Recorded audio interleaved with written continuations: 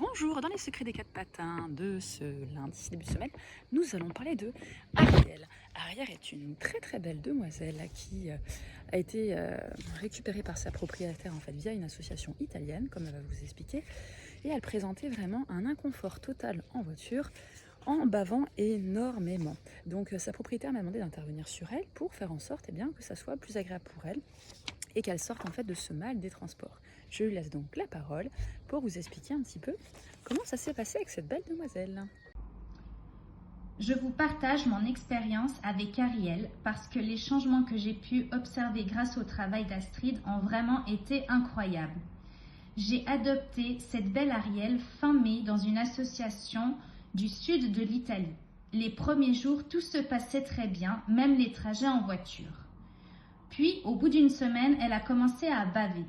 Au début, c'était uniquement quelques gouttes, puis c'est devenu des filaments de bave. Jusqu'au moment où elle stressait avant même de devoir monter dans la voiture. C'est là que je me suis dit que ce n'était pas qu'un simple mal des transports. J'ai donc demandé une communication animale. Elle m'a expliqué qu'Ariel avait peur d'être abandonnée à nouveau et que cette peur ressortait du moment qu'elle prenait la voiture. Du coup, j'ai adapté les trajets, je faisais plus que quelques petites balades en voiture sur des routes faciles pour qu'elle retrouve confiance petit à petit. Malheureusement, quelques jours après, Ariel s'est enfuie dans la forêt car elle a pris peur d'un bruit. Heureusement, je l'ai retrouvée très vite grâce à Tokyo, ma première chienne.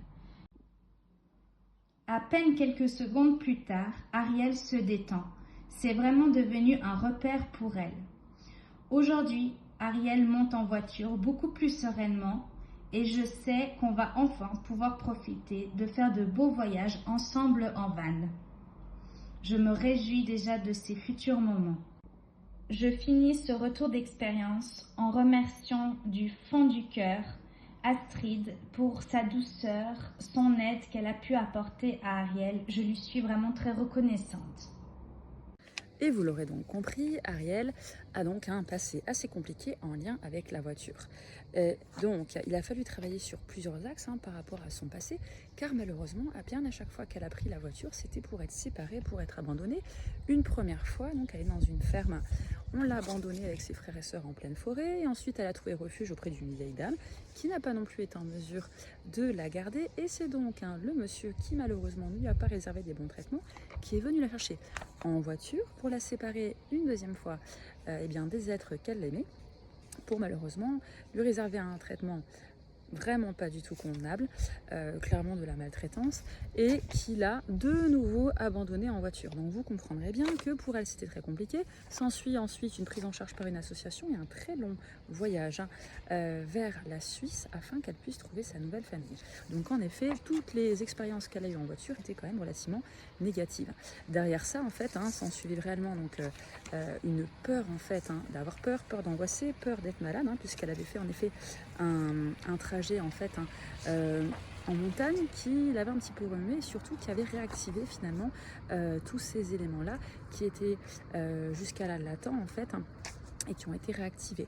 Donc avec tout un travail donc énergétique en parallèle qui a été fait par rapport à cette histoire d'équilibre du centre énergétique, puisque c'est vraiment sur le nombril que le centre on nécessite vraiment d'être concentré pour aider justement à tout ce mal des transports. Peur d'avoir mal. Quand on monte dans la voiture pour elle, elle ne savait pas où est-ce qu'elle allait aller, qu'est-ce qui allait se passer, si elle allait se séparer de sa famille ou pas, si elle allait revoir donc ce monsieur méchant, si elle allait être ramenée là-bas. Enfin bon bref, vous imaginez bien que pour elle, monter dans la voiture, il n'y avait aucune garantie de savoir où est-ce qu'elle allait aller, qu'est-ce qui allait se passer, et surtout peur d'être abandonnée une nouvelle fois, puisqu'on est vraiment sur une blessure d'abandon qui était très puissante en lien de ces expériences vécues. Donc tout ce travail a donc été effectué avec un travail aussi fantastique auprès de la propriétaire, commencer par des petits trajets sur quelque chose de plat, et puis augmenter petit à petit la durée du trajet, et au bout d'un mois, les résultats sont là, et c'est une merveilleuse expérience. Je suis vraiment ravie d'avoir pu aider Ariel et sa propriétaire. À très bientôt, la journée.